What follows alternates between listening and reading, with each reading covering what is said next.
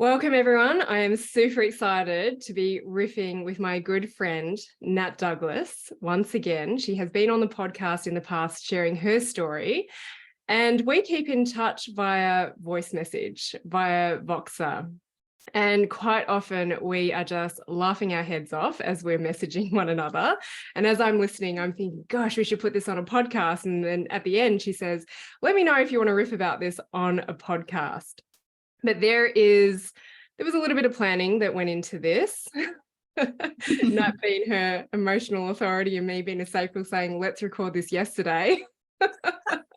Yeah. But I received a message from Nat and I was very honored because I came up in one of her journeys and she actually journaled a question that she wanted to ask me afterwards, and she read it out to me over Voxer.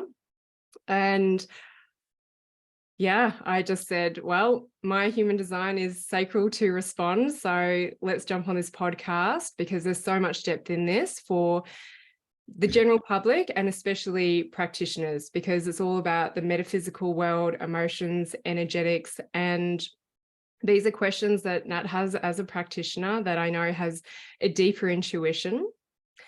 And I'm going to stop there and let you take the reins Thank and you. tell us the backstory.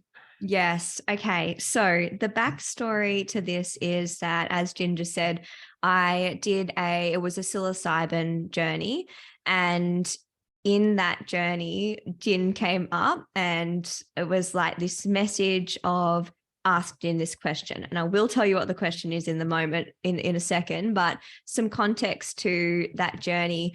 My intention going into it was to find a way to integrate what I was naming like the two sides of myself, which was this intuitive, spiritual, connected side, and then this side of me that is quite intellectual and brainy. And for context, I work in the naturopathic nutrition space.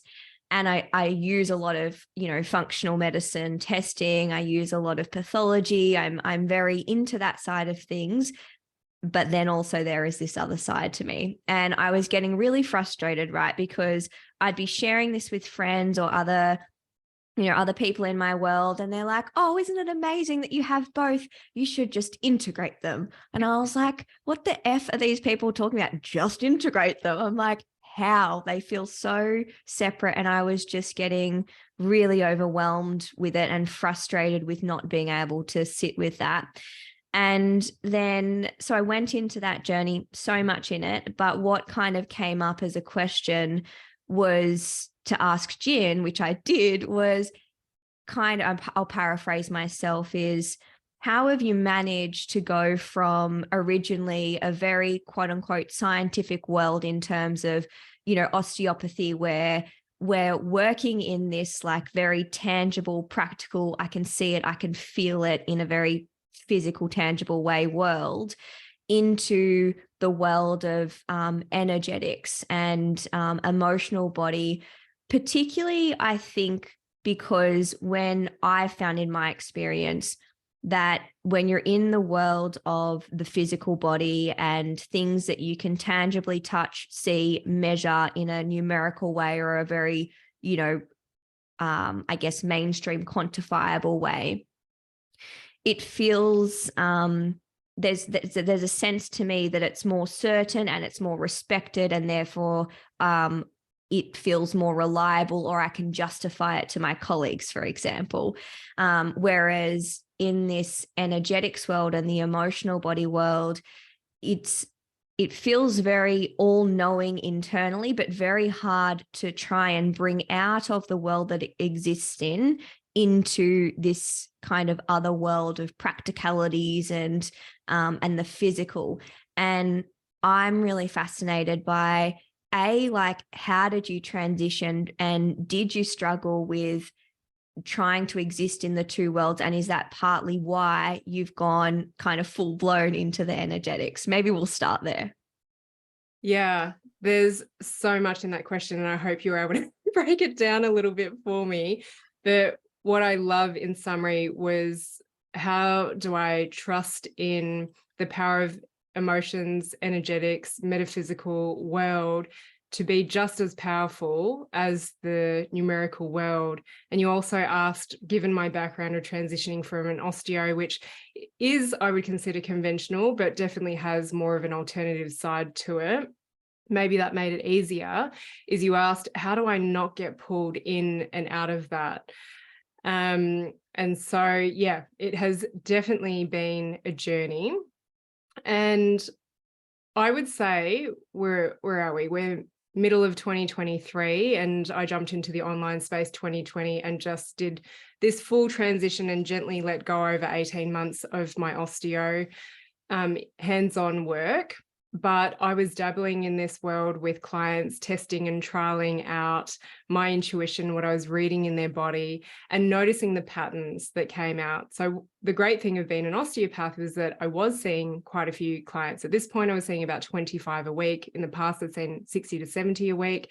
So there was enough repetition to just start questioning, and I had created space to be able to dive deeper into what it was that I was seeing. And it was Eastern philosophy that started to put these pictures together for me.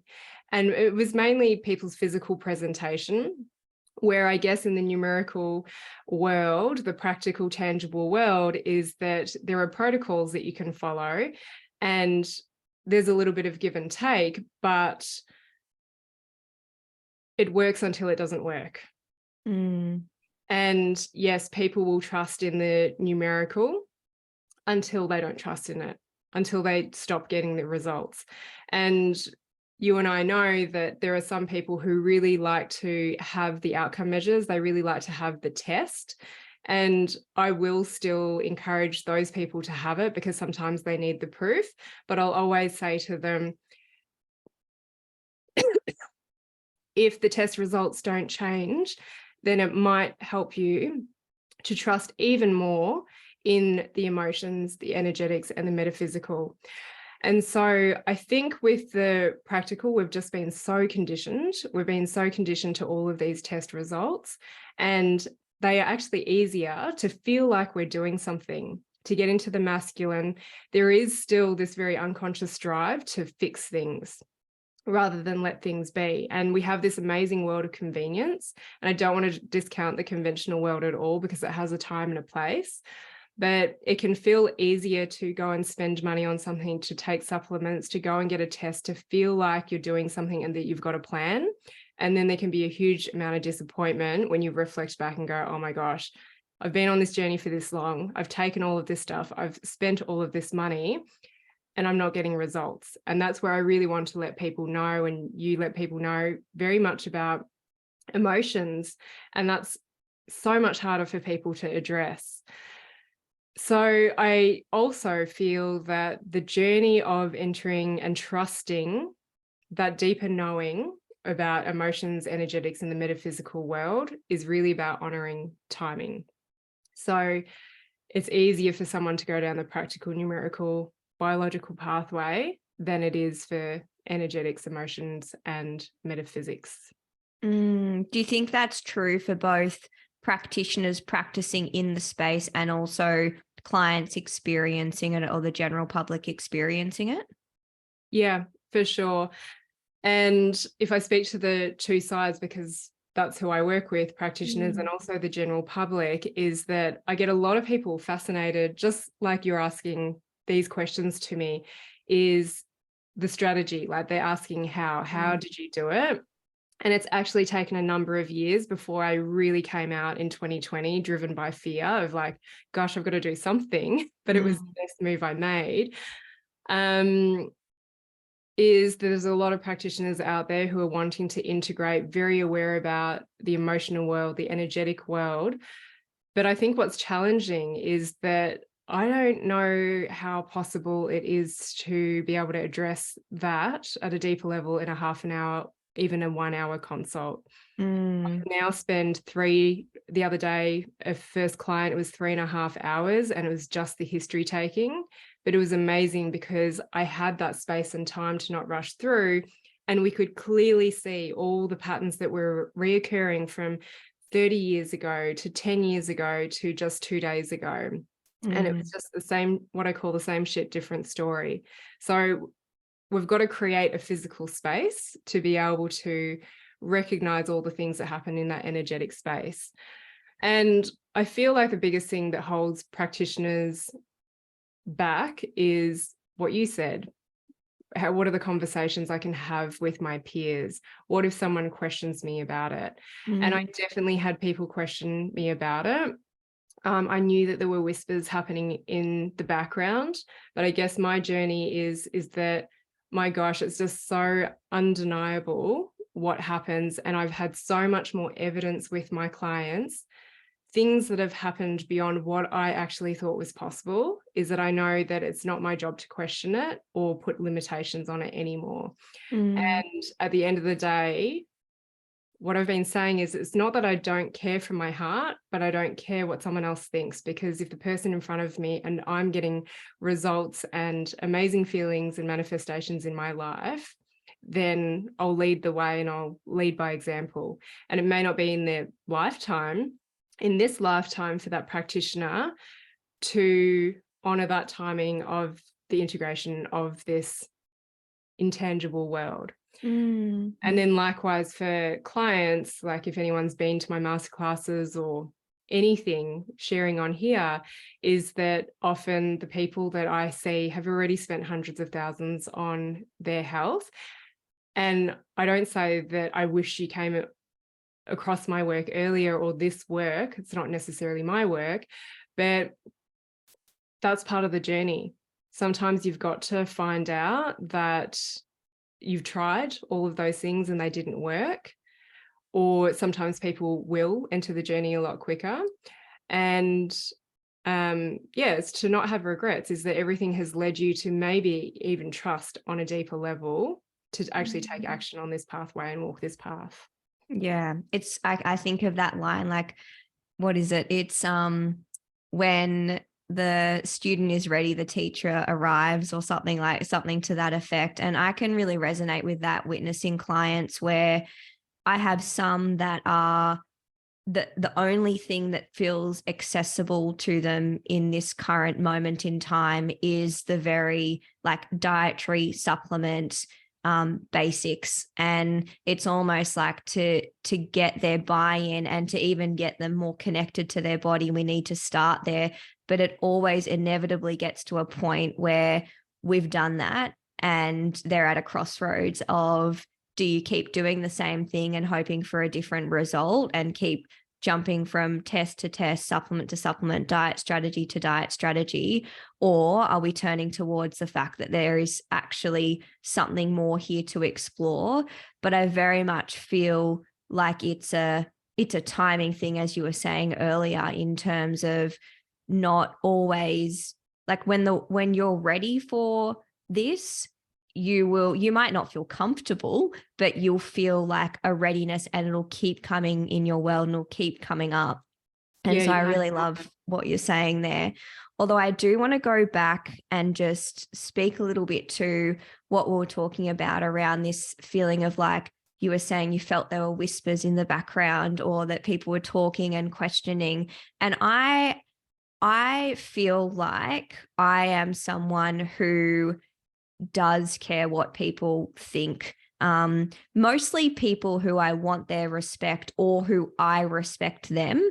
And I feel like probably some practitioners listening would resonate with that a little bit as well. I think that, there's an innate human need to belong. And I think within our careers, generally speaking, at least in my experience, there has been this kind of desire to be approved of by, by the collective naturopathy industry or nutrition industry. And the reality is, at least in my industry, is that what is celebrated and put on a pedestal is, can you play with the doctors and the specialists and the knowledge of the world? And so part of my journey has really been going, well, does it matter more to me to seek approval and belonging in a world that doesn't completely resonate with what I feel is true in my heart and with my experience with clients?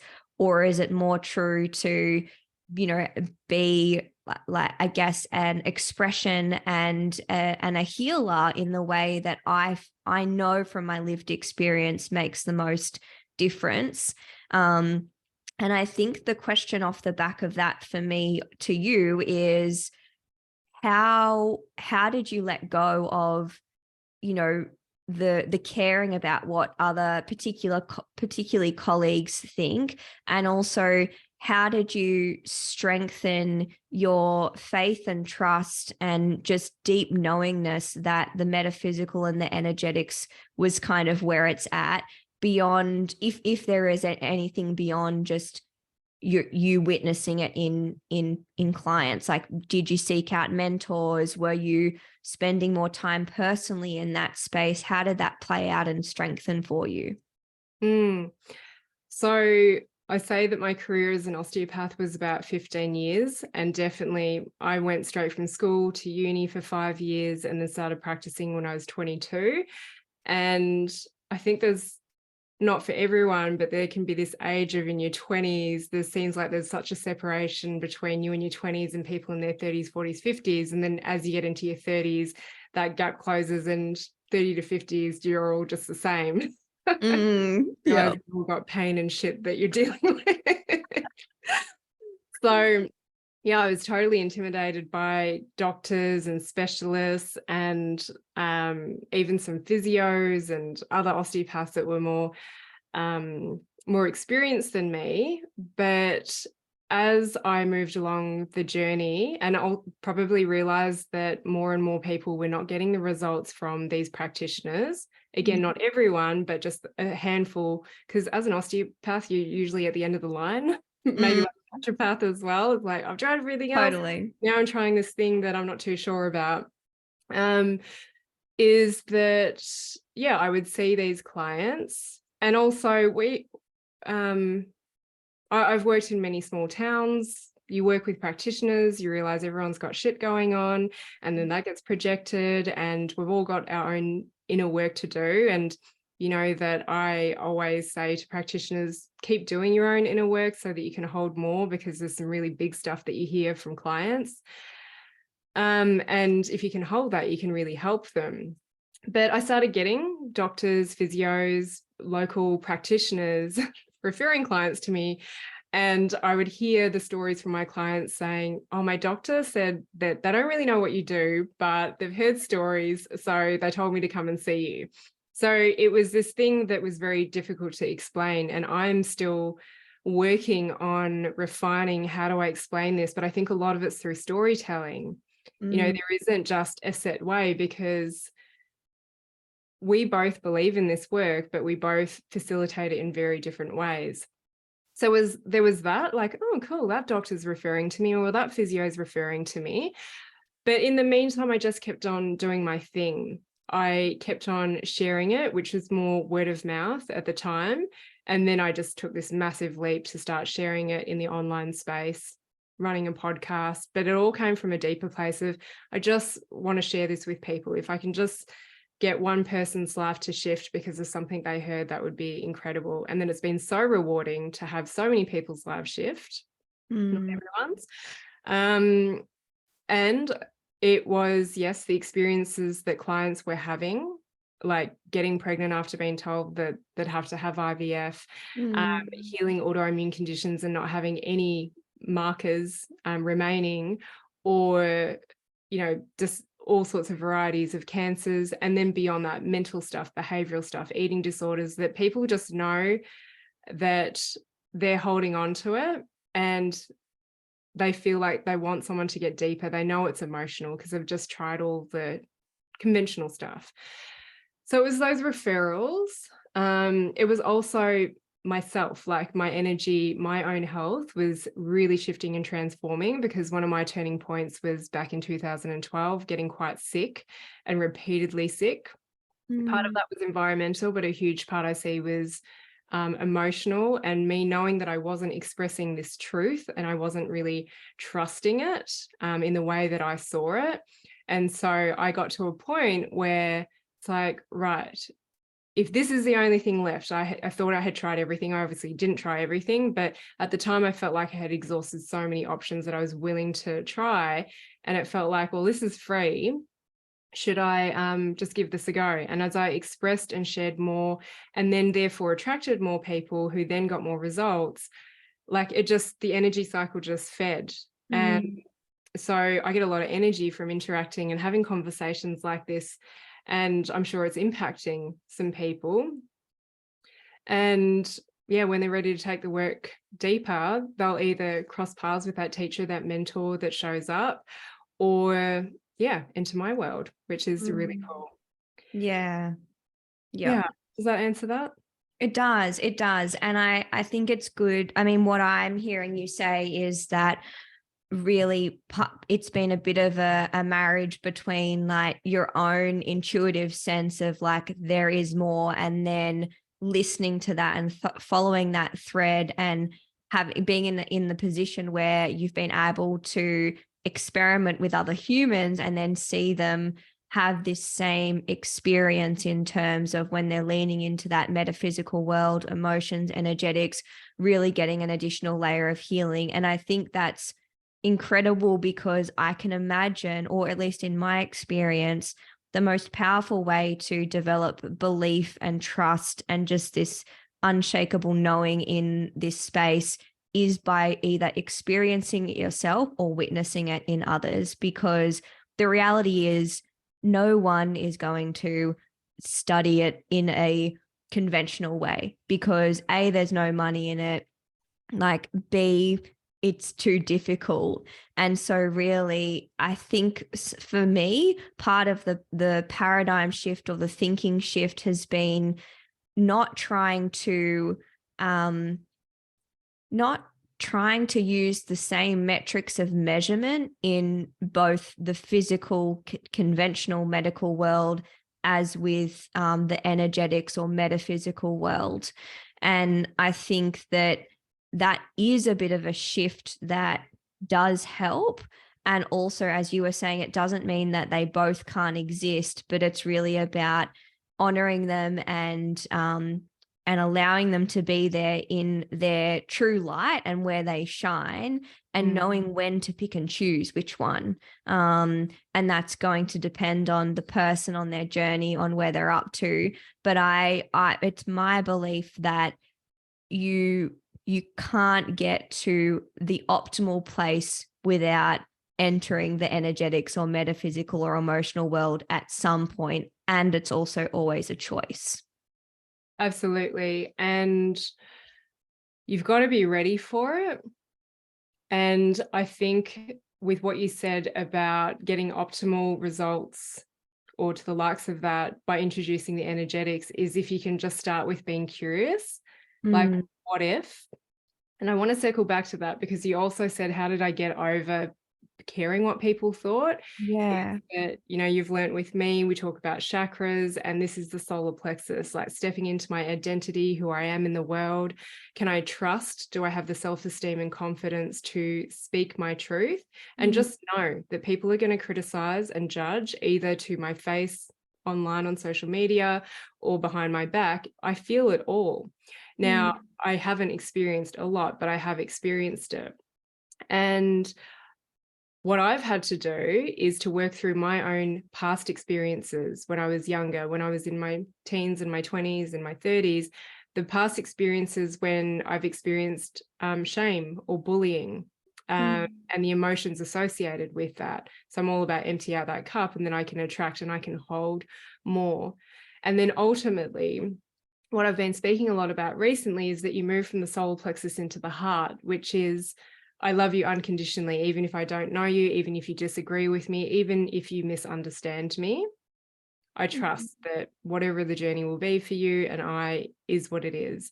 And so again, it's not that I don't care, like whatever, it's more that it doesn't affect me, because I understand a deeper level this journey and this interaction, the projections that might be, the pain, the projections, and the willingness to take responsibility. And so I still feel like I'm really trying to navigate coming from the heart space.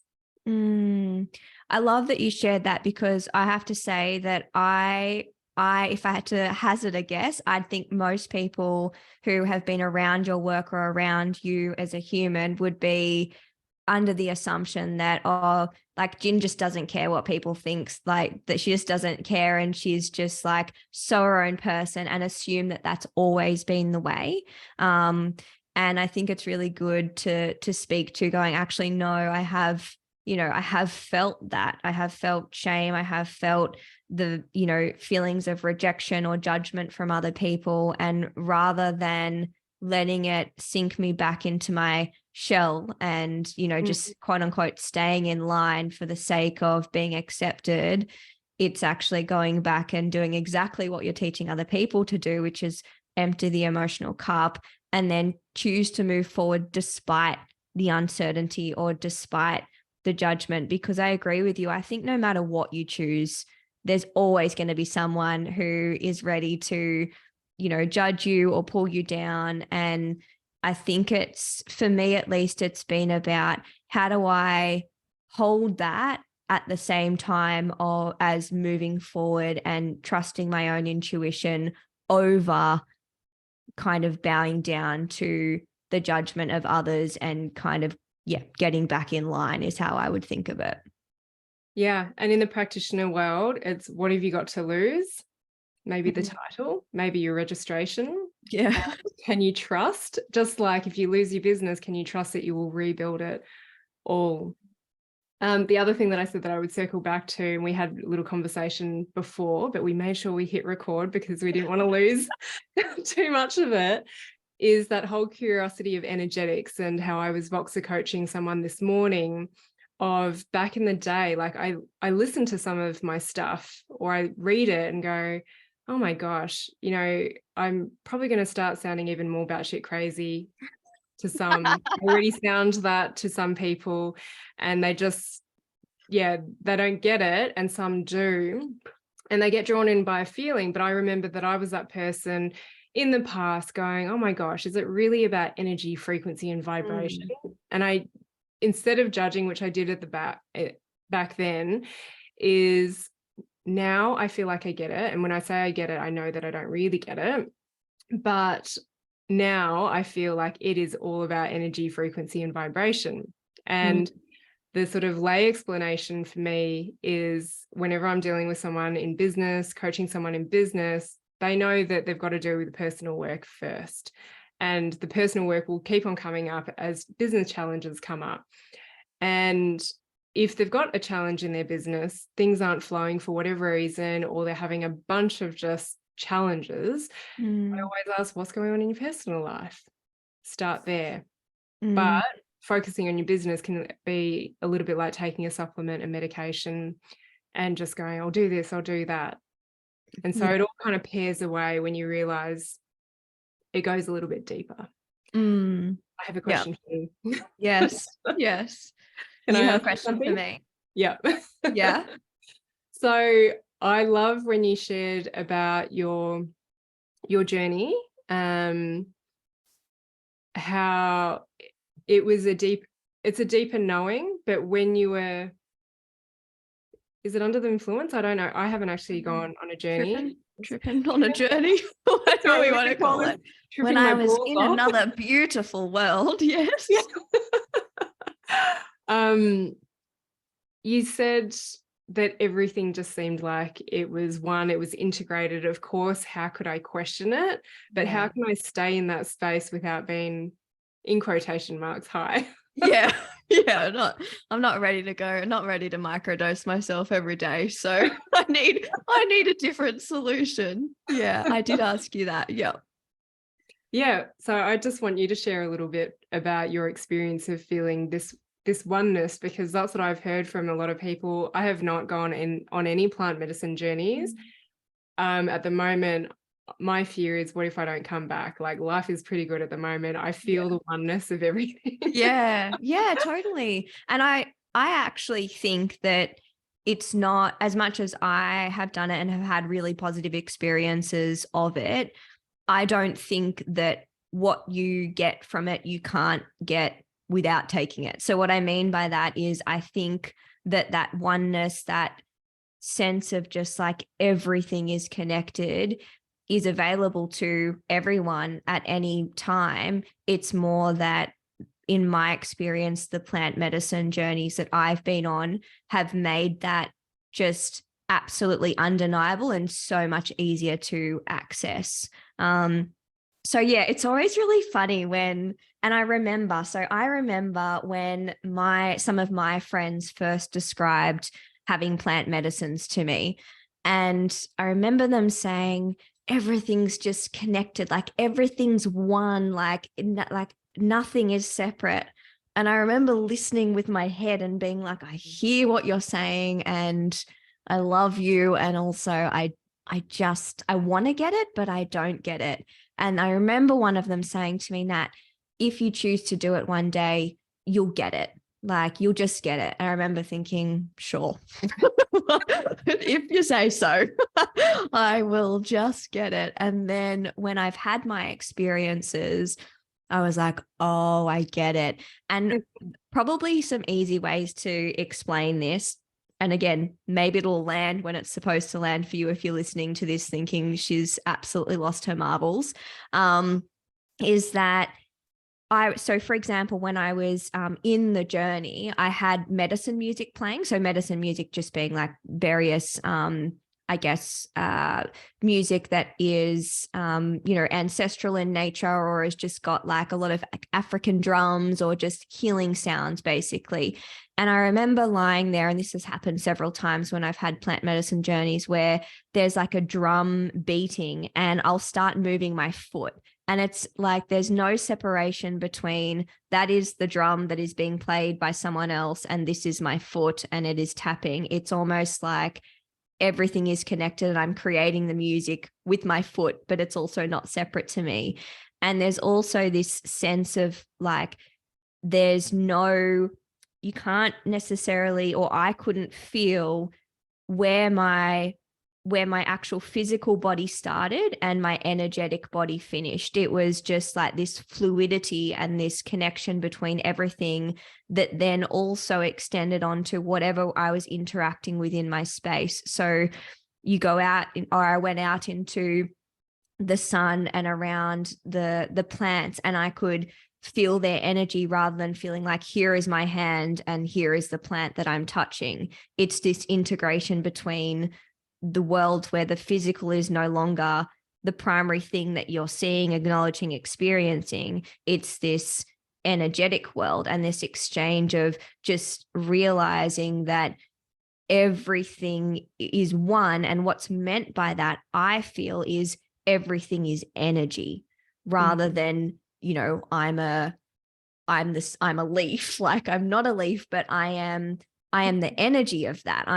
we're the same currency, so to speak. And it's an amazing feeling because in my experience, it brings me back to myself and my energy, and realizing actually how much the energy of my thoughts, my environment, where I spend my time actually impacts me, including also like the foods that I eat. And every time I've been on a plant medicine journey, I don't know if this has happened to other people, but I come out of it and all I want is fresh, alive food.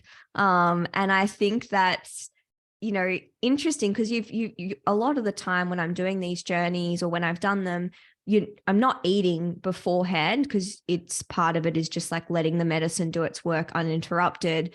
And so the assumption is like, oh, you must be starving by the end and just want to eat whatever you can. But but it's not like that at all. I remember actually when I finished this most recent journey, having a banana.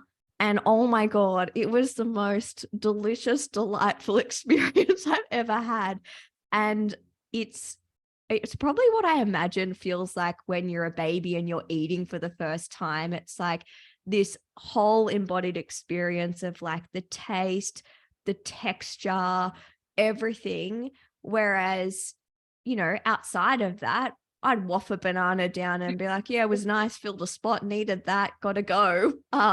Whereas this was more just like this interaction and acknowledgement of like, I'm drawn towards these things that have life and these things that have an alive energy.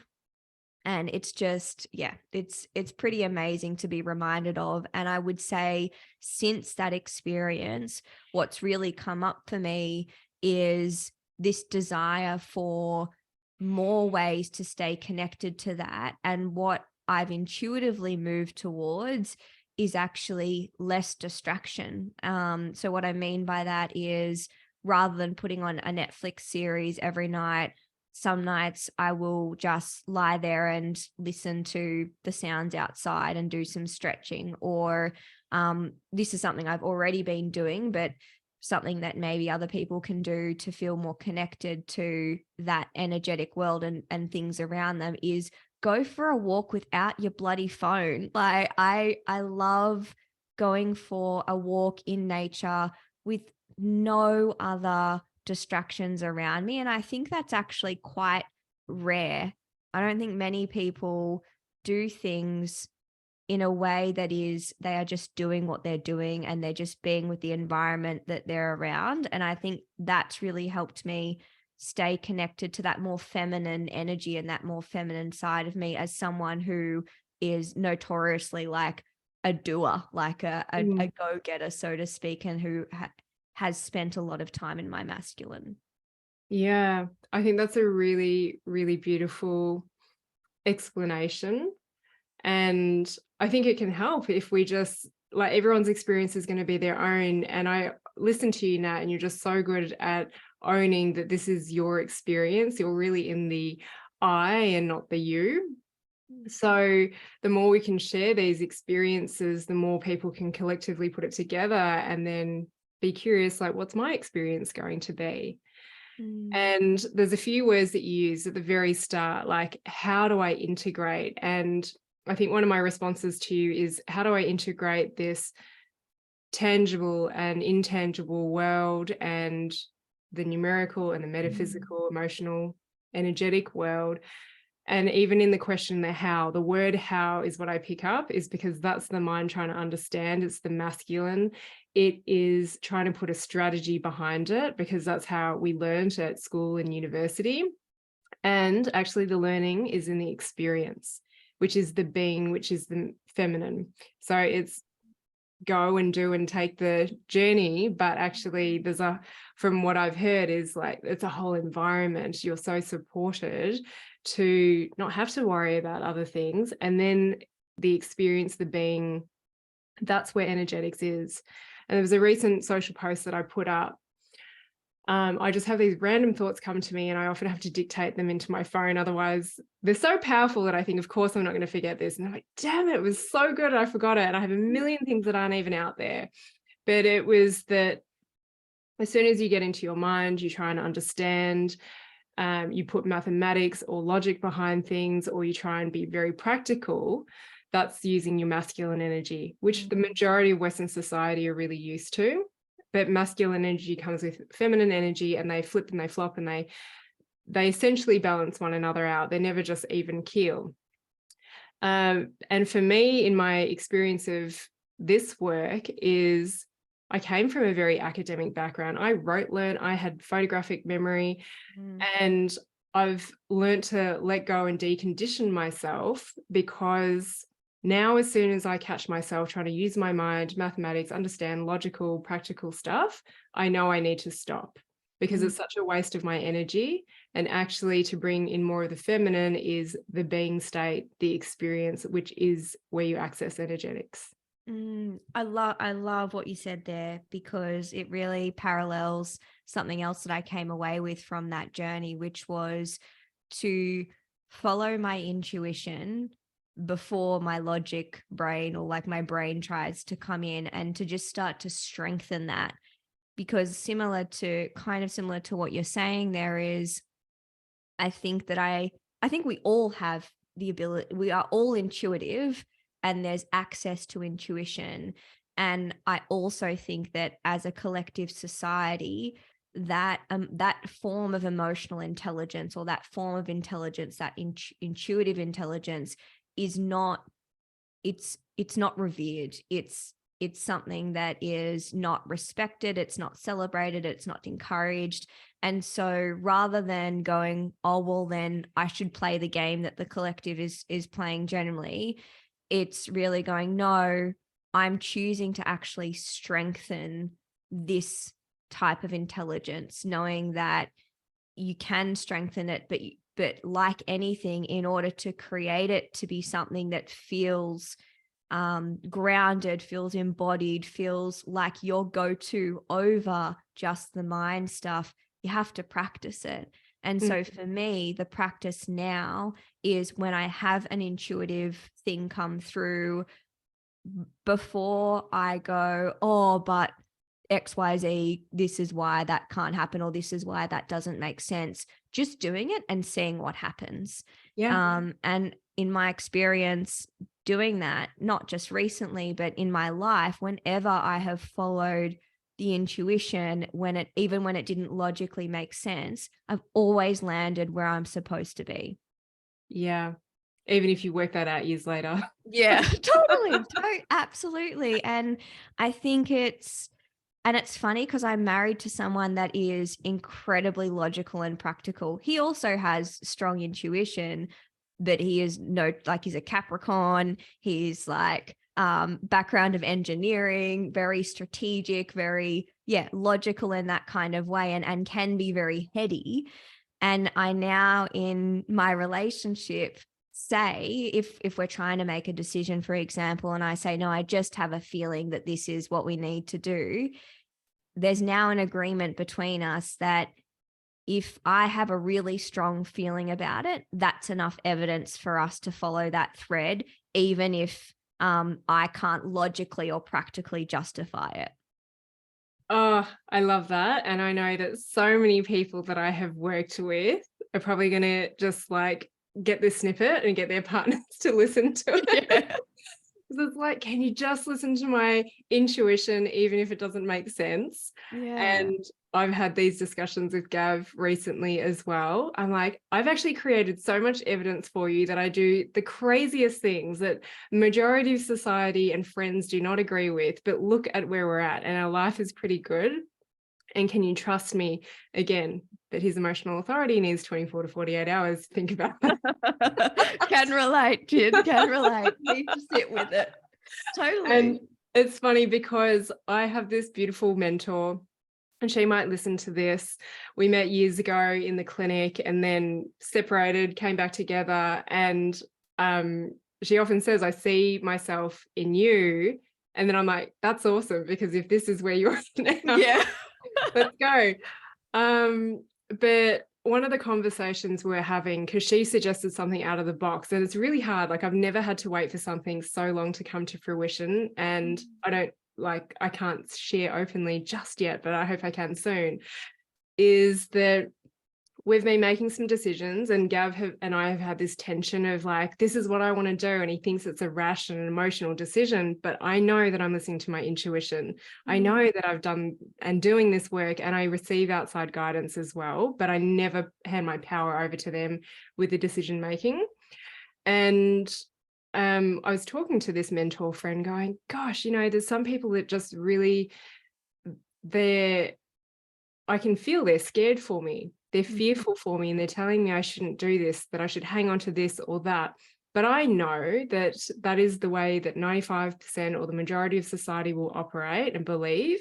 But I'm so in the energetics, and this transaction has a lot to do with money.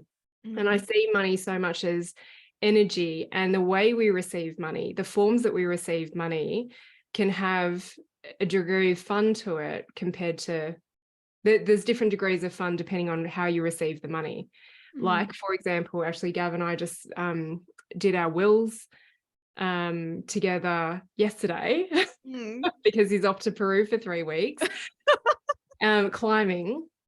But what I've learned from clients is the energy of receiving money from inheritance from a death is very different from work or a gift from someone that's alive. So money is energy. I'm going off on a million tangents, but she said, yeah, and you know what?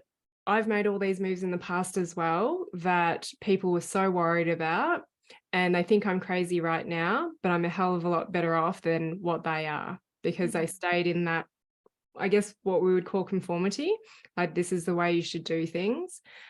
And I've got to remind myself sometimes that actually some of my biggest moves, I've actually had big moves every year, I realized that, but my most significant big move was in 2020 when I jumped into this online space. But how did I do that? Because everyone will just look at that. Is I have this thing coming up, a course in the background called Over a Decade in the Making. Is I realized that I started making moves over a decade ago, and I built that trust in the intuition, and that has allowed me to make bigger and bigger moves. Yeah, I love that. And I think that's often where the magic lies, is that taking small steps towards it and just starting to lean into it, knowing that you begin building evidence and trust with yourself, with intuition, with the metaphysical, with the energetic world, just by integrating small little things into your life, And I think sometimes that feels like a necessary step for people, because it almost can feel like you're building evidence within situations that it feels like there are less high stakes. So it might be like, what do I intuitively feel like eating for breakfast? Or it might be, do I feel like I want to show up to that social occasion? Or just like little tiny things where you can have a feeling, follow it, and then see, oh, actually everything was right. And I feel I'm sitting in that place where I know I've made the right decision. Because I know we've all felt the opposite. We've all had a gut feeling, our heads got involved, or we've let someone else's head or fear get involved. And then we've done that thing. And then we're in the situation, we're like, fuck, I should have listened to my gut. Yeah. And then we get to listen to it next time. Yeah, totally. And just so no one feels like, don't put my relationship or me on a pedestal, because in many conversations led up to that place where he is now like, okay, I trust that your intuition and strong feeling sense is enough evidence around this. Many conversations before that where I was very triggered around, I used to get really fired up around like, just because like I can't explain things in your logical, practical way and build a spreadsheet around it doesn't mean that my intelligence is any less than yours, which was totally highlighting my own story around not valuing intuition and emotional intelligence as much as in myself and generally, but just completely projectile vomiting it all over him and being like, it's you're the one. And so actually step one in that was owning it myself and valuing it myself, both in myself and also in other people, because I've been guilty of doing exactly what I've accused my husband of doing to me, in terms of going, oh, but what about X, Y, and Z? Or is that safe? Does that make sense when someone is sharing with me, this is my intuition? So now when I feel that same, sense of like logic and brain and fear and all that getting involved, when I am listening to someone else in my life that's close to me share a decision that they're making, rather than voicing my own, projections all over them, I just go, okay, I try and listen for their own intuition instead. And I think it's a practice. I really do think it's something that you need to practice in order to strengthen the trust in it, in order to create more momentum in it just being now your go-to. Rather than the logic being the go-to. Yeah, absolutely. And I just remembered Gav sent me a message this morning, and actually our astrologer that I mainly use said to us years ago, you need to listen to your wife more. So I throw that in every now and then. I'm like, yeah, she said that you need to listen to me. But he did write me a message today. I won't read the whole thing, but it was, thanks for being a wonderful wife. Yeah. Thanks for being a wonderful wife. In brackets, always listen to her. That makes me smile. Just remember that in the heat of the moment. Yeah, I love it. Well, it's so true. We, as women, I think that, I mean, all humans do have this. And I would also say that, there's such an easier access to intuition, emotional intelligence. And if we just learnt to respect it more, hold it, revere it at least at the level that we do logic and practicality, I actually think that life would feel easier. It's just this going against the cultural way of doing things a little bit. And I also think that for me, in my experience of trusting my intuition and practicing that, it's such a more liberating and freeing and comfortable way of living, ironically, in the end. Yeah. And I think that people are probably still sitting there asking how, and I just want to call you out on that. Mm, For me, I would have gotten into more explaining, trying to help you understand. But this is where I can, people feel like I don't care. They call me unemotional about things, is that there's no amount of explaining that's going to help you understand more. Just mm, keep being curious, keep being in spaces where people are talking about things. You don't need to understand every single part, but you'll understand what you need to, and it will hold a different meaning as you evolve on your journey.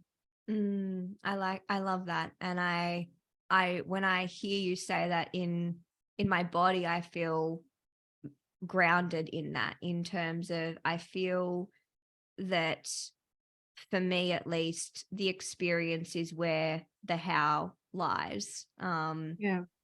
And I really think as well, for me, spending more time in my feminine makes the process of listening to my intuition easier, or at least more of a default reaction. Yeah. The the elusive feminine. There's so I many. know.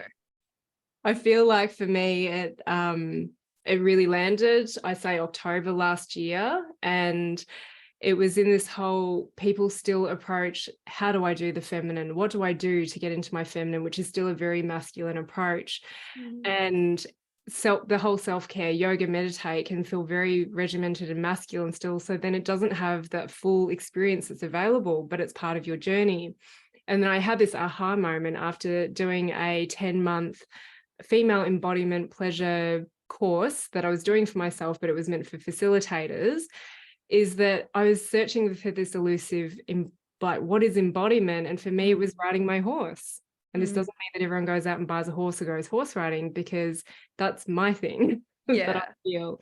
And it's like, yeah, that's it. I just go out there and that's where I'm truly present. And now can I try and find it without being on my horse? Mm, And that has changed and evolved the way I coach, is that I feel like it's very little strategy. And it is more about, if I can get you to experience, even for a glimpse or a short period of time, that everything's okay when you're in your feminine, that you can actually attract more, then I know that you're going to have a really successful business, mm, because you're going to let it evolve as well. And it's not going to be the strategy that has to stick and not evolve with you as you have mm. different life experiences. Yeah, I love that.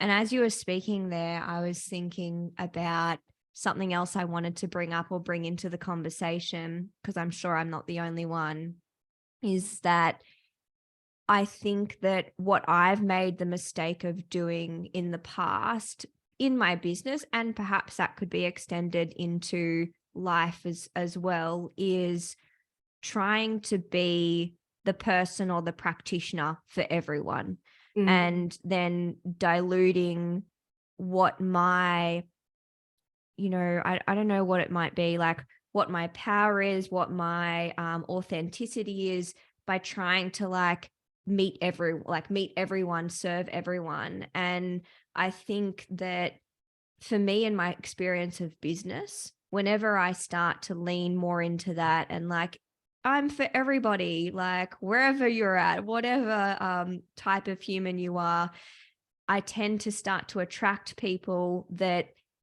I don't work well with. Whereas the more I kind of focus on not worrying so much about, oh, what if I can't reach this person because I'm being too metaphysical or too in the energetics world, or what if I can't reach this person because I'm being too much of something else. The more I've let go of that, the more I find the right people come. And I feel like as a practitioner, for me, when the right people come, and what I mean by right people is a match for the personality, like values, where they're at in their journey, what they're ready for that I have to offer, the more powerful their journey is and the more positive my experience is as well. So I don't know if you've felt similar in that. And I guess it comes back to when the student is ready, the teacher will arrive. But for me, part of my journey is also letting go of trying to serve everyone and trying to make everyone comfortable and trying to make everyone like me and trying to just tick all of these different boxes, which ends up for me sidetracking me, making me feel really like out of alignment in my own body, and then just attracting or perpetuating a side of my business or a direction of my business that I actually don't want to go in. Yeah. Yep, absolutely. I totally resonate. And you've been in the online space a lot longer than I have, podcasting a lot longer than I have. But we both podcast, we both have one-to-ones, and we both hold groups and courses. And I know for me that I've just let that evolve. I started off one-to-one, and then I started to get what I would say more exclusive or more specific about who is the right person to work with me. So it was very much yes in the early days, which I thought was essential. And I love every client that I have worked with and crossed paths with. But I've been saying no to a lot more people. And inside I go, I hope they don't misunderstand me. And that's the thing, is that when they've got their stuff and someone says no, that can really trigger someone. And I don't want to contribute to someone's trauma, but it's also trusting in the way that I communicate it.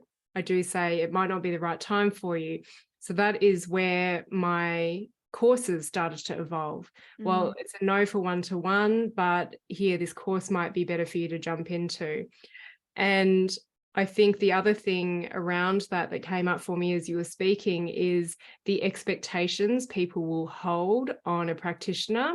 They sometimes treat you like their mother or their father, and that pain is getting projected. So that's why I think it's amazing if practitioners can or are open to doing this work about energetics and emotions, is that they can see what's happening in this interaction, and that it goes so much deeper than a prescription, a supplement, a diet. And there's thankfully more and more coaches and practitioners out there who are delving into this world, but still feeling a little bit constipated as to how to express it in the moment because of fear of, I don't want to hurt this person, but actually I'm hurting them by withholding this information back. You know, sometimes the biggest coaching can be in the fact that you don't enter a space. The biggest coaching can be that someone said no to you. And that's where I trust that in a few years' time, maybe they'll understand why I said no. And yeah, I want to feel really good about who I'm taking on. Yeah, that's it in a nutshell, I think, what I wanted to say. Yeah. All right, let's set a challenge for ourselves. If we had to pull this together for people or if you had to pull this together for people, I'll jump in if I need to, since I'm just throwing this out to you. So if we go back to the thread of, how,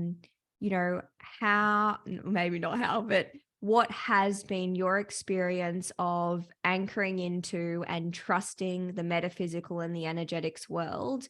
Where can people start with, if they've got this curiosity inside of them, they're listening to this and they're like, yeah, I want to believe more. I want to be able to trust that as much as I trust the numbers, the logic, the 3D kind of world, so to speak. what would you say are 3 things, you can do more if you want, that you would start with that have helped you in your experience? Okay. So always connection with feeling. What do I feel? What is my come from place around this intention? I would start with the desire. Definitely tune into, is this a desire? What is my desire? That I want to explore the world of energetics. I want to experience this. And then the next step would be feel into people that you find on social media or that you listen to on a podcast, and you vibe with them, which might only be for a period of time. Honor that. Is just listen and be in those spaces. And when it feels like it's no longer serving, trust that the next thing is going to come up for you. So if I do actually keep it to those 3 things, and this is just the very, very early part of this journey for people, because there are a gajillion more, is that, again, when you reach that point where, okay, it feels like this person served their purpose and I'm not getting much out of them, tune into your feeling. What's next? What is my intention and desire for my next experience? And then can I call that in? And then I go and find the next experience. It might be a plant medicine journey. It might be another podcast. It might be diving into a course. And there is so much out there, and everyone is a match for something. And so if this is totally over your head, you probably haven't even gotten to this point in the podcast. But if you have, it's knowing that it might not be Nat, it might not be me, it might be someone else, but you set that intention and you trust that the universe is, it can hear, it can feel your energy, your frequency, your vibration, and your intention. And yeah, you'll start to attract. What about you? Yeah, I love everything you said. So I would say, and maybe I'm saying similar things, but in a different way, I'd say start experimenting with or playing with following your intuition in ways that feel really low stakes, and just see what happens, and journal on it and reflect on it and acknowledge, which I bet will happen, that you feel really great about that experience and about those decisions. And then I would say spend more time in places where you feel less distracted and more connected to yourself or nature around you. And for me, that is in nature without any phones, devices, anything like that. For you, for someone else, it might actually just be sitting in stillness, or it might be going to yoga, like whatever it is for you. It doesn't really matter. For Jin, it sounds like, being with your horse and having that experience really helps you. And then the third one I would say is let go. And this is easier said than done. And so maybe it's like an experiment, but start letting go of trying to be for everyone in every moment, in every conversation, and experiment with just being more authentic and sharing more from that place of what feels true for you in your own heart, and trust that you can hold any energy of either, triggering, judgment, whatever that might be. Because I do think that in doing that, in just being more authentically yourself and expressing from a truer part of you, you also will attract people that really, really see you and get you on an even greater level, that ends up being more powerful, in my experience, than those that just like don't get it, or you feel judgment from. I think that it just becomes less impactful, because in being more authentically yourself, you attract more people that just amplify that in you. Yeah, and that's why we get to have such cool conversations. It is. It's great. Pick up where we've left off. I really love all of your points, but I really particularly love that third one. And yeah, easier said than done, but it can be done and it can be experienced. Yeah, totally. And I think, to highlight, Jin, you and I are very different in a lot of ways, but the you know, and so it's not about only seeking out people who are exactly the same on the surface. Like I would say, Jin, you get it, as you said in that podcast, you get accused of being like unemotional and too blunt. I get accused of being too nice to people and not hard enough. And so it's like, I think why that was actually coming up is because of what you said around, you know, you're not for everyone, I'm not for everyone. And the person who wants someone to just be blunt and say how it is and not sugarcoat anything is definitely not going to be for me, because my natural delivery of things is always wrapped up in like a compassion soft bundle a lot of the time. And certain people respond really well to that. And other people are like, nah, I need someone who's just going to tell me how it is and be really like just blunt with it, and that's how I respond, or that's what I need in this season of life. And so I just want to circle back to that, you know, trusting your intuition on what you need and who you're attracted to without needing to understand why or how that's going to play out. Yeah, and we've actually worked mutually with a lot of clients, or I've referred clients to you, you've referred clients to me. And we've always done it from the lens of we think that this person will be a good fit or match for you with where you're at. So sometimes I often get asked that question, who do you think I should work with? I'm like, well, I do think you should troll a little bit on social media and find out who is a fit for you, because it's not about the profession, it's about the person at the end of the day. And like I can't tell you who to go and see. I can have suggestions. I mean, I suggest you for sure, but then they've got to jump on a call with you and feel into, does not feel like the right person for me.